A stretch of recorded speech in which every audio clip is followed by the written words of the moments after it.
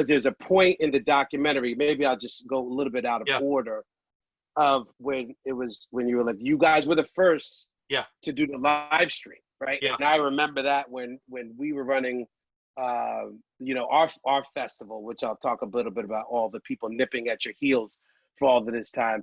But when Coachella went to YouTube, people were like, wait, what?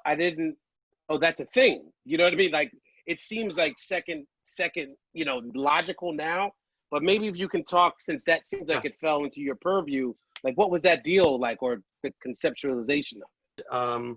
But in 2012, we had our first 2 daughters, and we had our first daughter. And so I was on home lockdown and couldn't really go to the festival. And I talked about this briefly in the film, but that was the first time we did 2 weekends. So that weekend 1 of 2012, I sat home and I watched, like lots of other people, and I watched that Tupac hologram performance with Dre and Snoop, and it was just mind-blowing, right? Just incredible. I didn't know what I was watching. It was surreal. I was like, wait a second, was that really Tupac? And how'd they do that? But wait, everything about it blew my mind. But what I realized was that the power of the stream arrived that year. I'm convinced that was the year that it really arrived, in terms of not just attracting viewers and allowing the rest of the world to see it, but having a moment that became sort of like, did you see that on TV, and water cooler stuff, and to that point, I don't think live streams really had brought that in terms of music live streams. Broadcast brought it, watching the Oscars and all that stuff. But in terms of like digital live stream, I don't think we had it. So yeah, I mean, it's been fascinating to see it evolve. I love working with YouTube. That's a huge part of my role. I guess that's almost like a third of my job, really, is to sort of work with that partnership. We start working on it we really never stop working on Coachella throughout the year. My team sort of gets really in the trenches from about, September, October, all the way through to, right now I would be between Coachella and Stagecoach, because this weekend we would officially be having Stagecoach.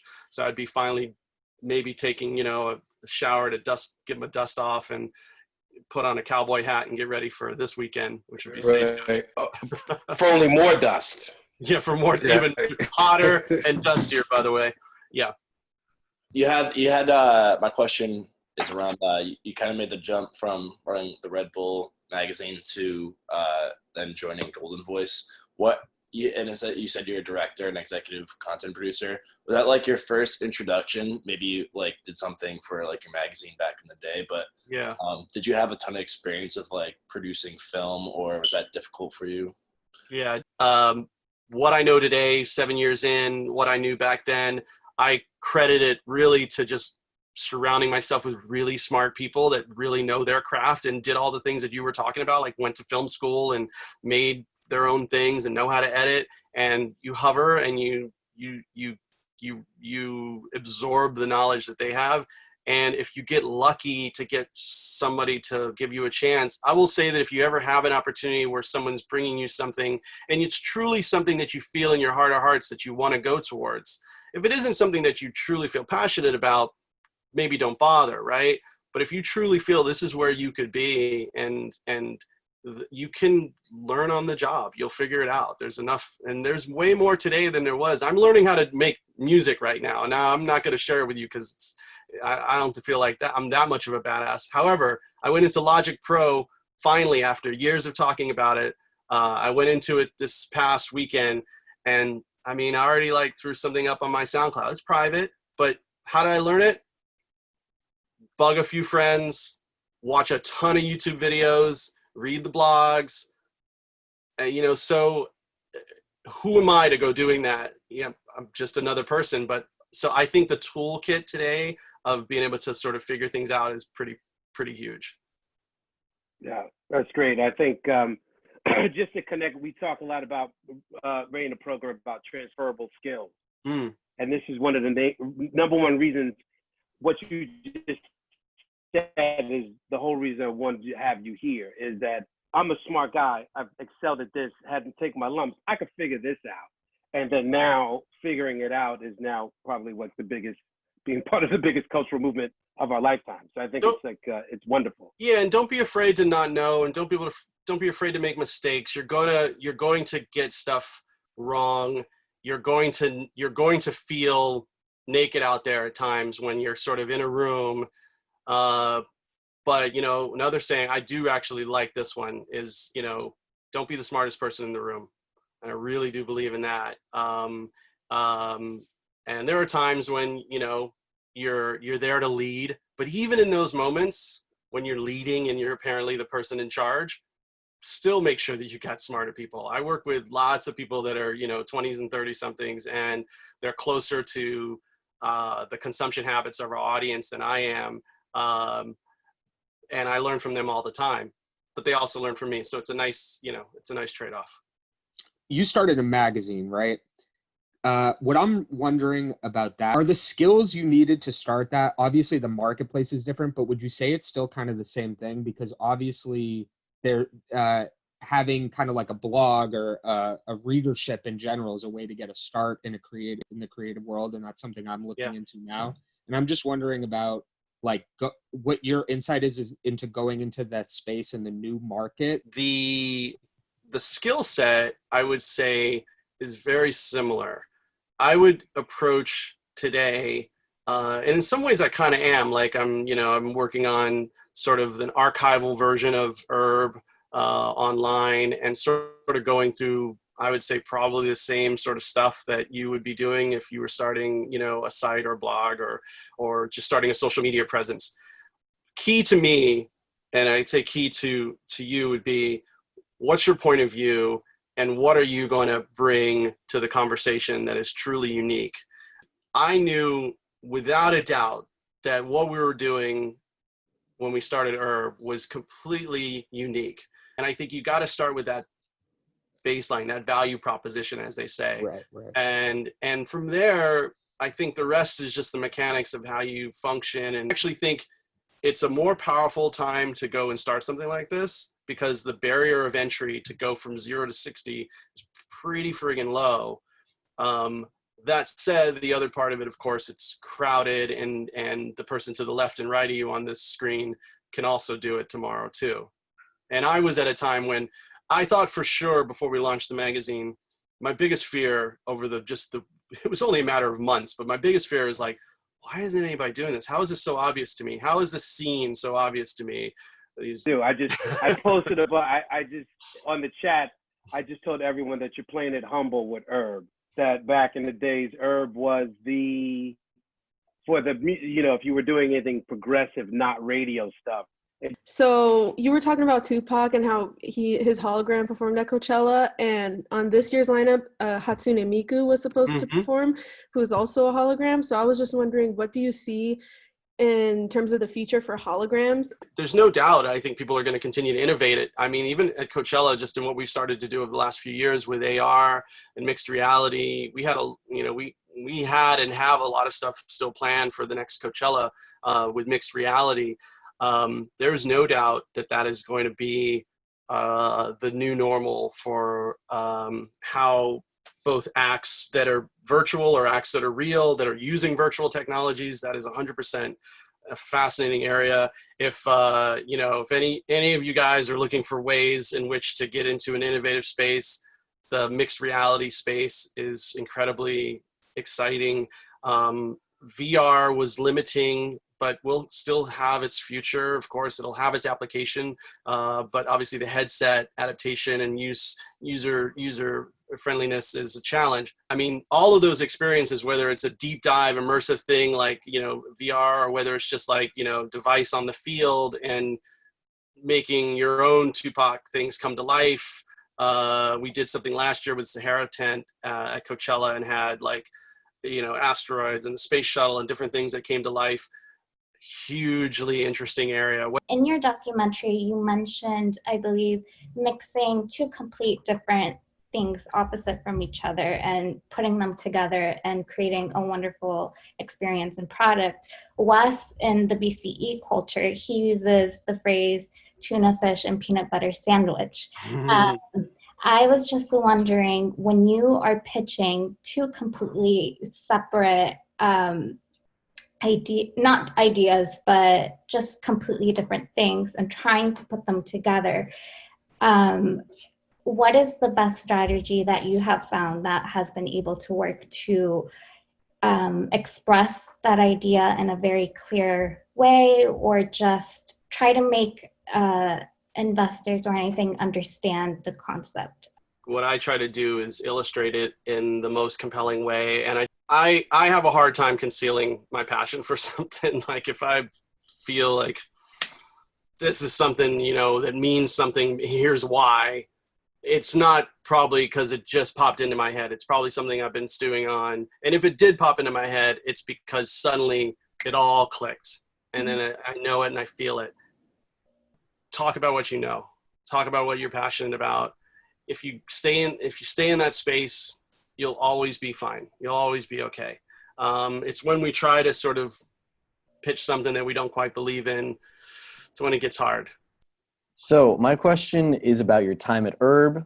It really seems like it was your brainchild. It was this project that you really put so much time and investment in.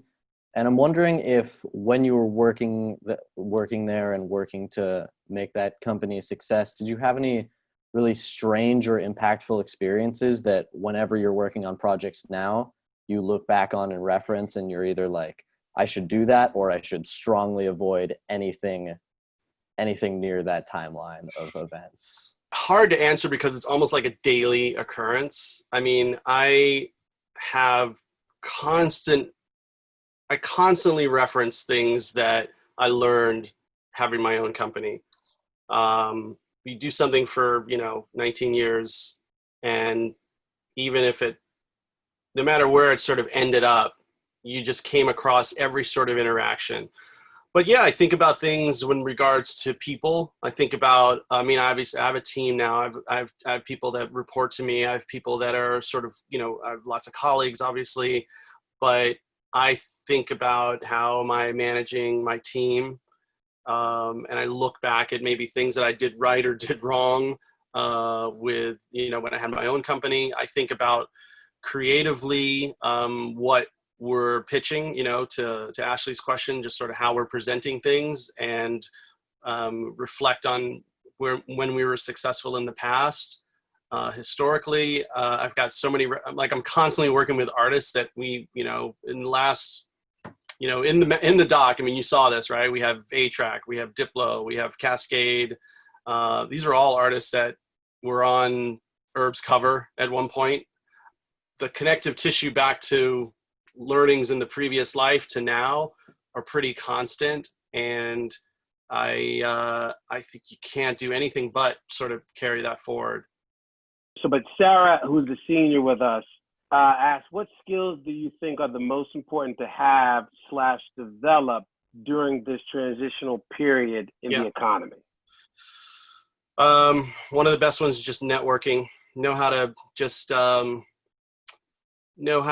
sort of read the tea leaves about where to connect and how to stay in touch and stay in people's orbits. And even if you're not necessarily, getting an interview with somebody, but you can, maybe you follow them on LinkedIn, or you follow some other stuff that they follow, or you stay up on the industry. For us, everything's a little bit different depending on what you want to pursue, but most of the times that people get opportunities in my world, and I'm maybe not the traditional hiring person because I have sort of a very unique set of needs, but they are kind of experts in their own space, right?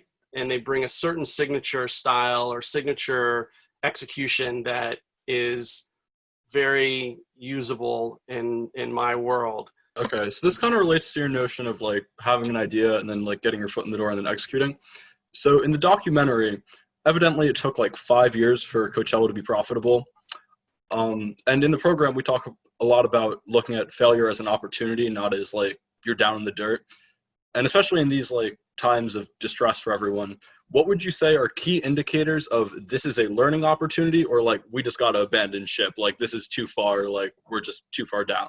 The profit of Coachella in reality was maybe that year may have been a profitable year, but they were coming off of 5 years of losses. Yeah. So for the festival to actually make money to where everybody was in the green, that was another several years. So sticking to it at that point became being able to know a couple of things. One, knowing that things don't happen instantly in the festival world, and you definitely have to invest.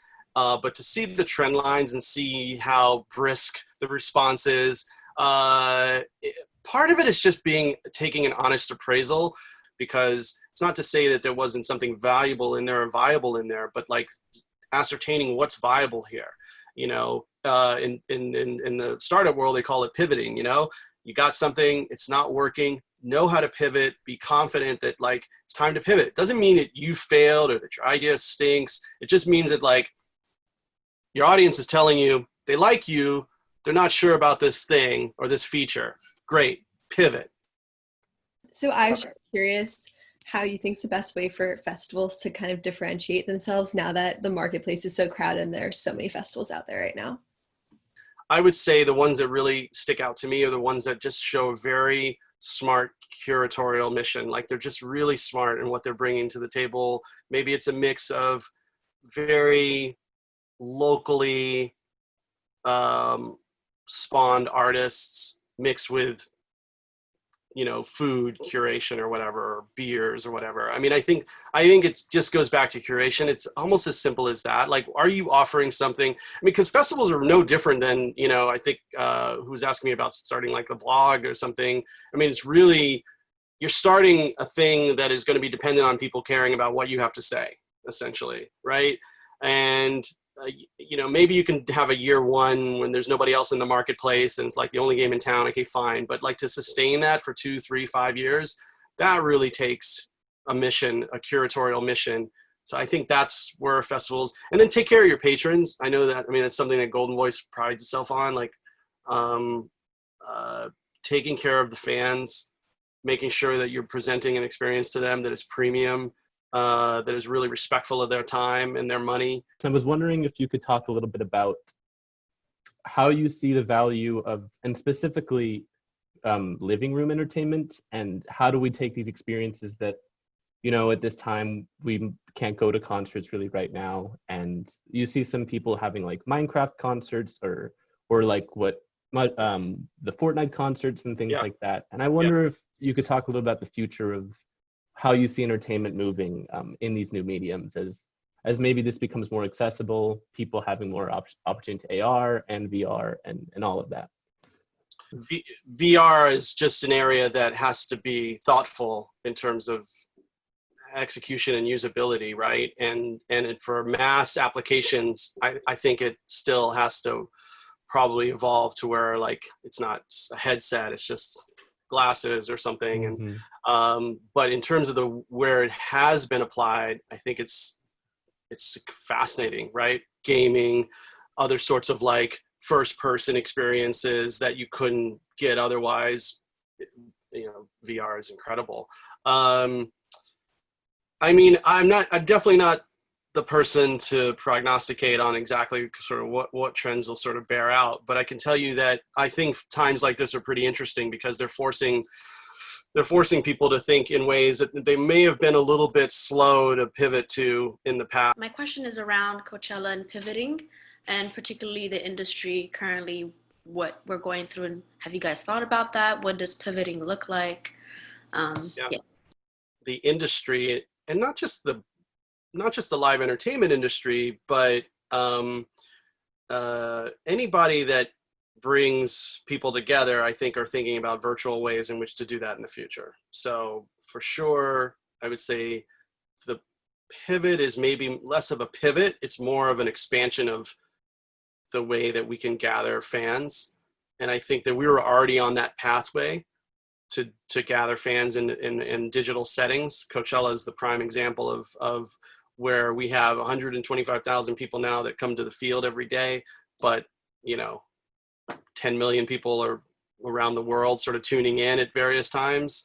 That's already sort of a way of addressing an audience far beyond the field. And I'd say that I anticipate that there's just going to be more of that. So I was doing a research paper recently on Coachella, and Cool. so certain magazines were speculating about the future of Coachella and mega festivals. So I just wanted like your opinion on like the popularity of Coachella and mega festivals, and if mini festivals are going to be the new thing. Like, what's your take on that? I think everything's sort of seasonal, and I think that different things have their own homes.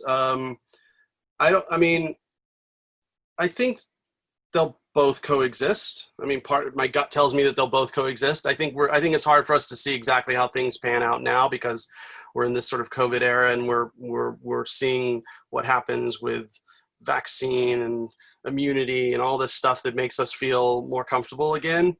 But I don't know that Glastonbury and Coachella and Lollapalooza and EDC and all these things sort of go away, because I think the power, and I've been to a lot of small festivals and small events, but I think the power of the scale and majesty of these big events is what draws people. And I don't think you can't make that happen with, a 5,000 or 10,000 person event. If you knew how much we talked about Coachella in this program, it would probably embarrass you because it comes up all the time. But yeah, thanks again, man. You guys stay safe. We look forward to you guys coming back once hopefully the worst of this pandemic is over. But congrats again on the doc. It's awesome work. Thank you so much. Cool. Great to meet all right, everybody. We'll see you. Get back to work.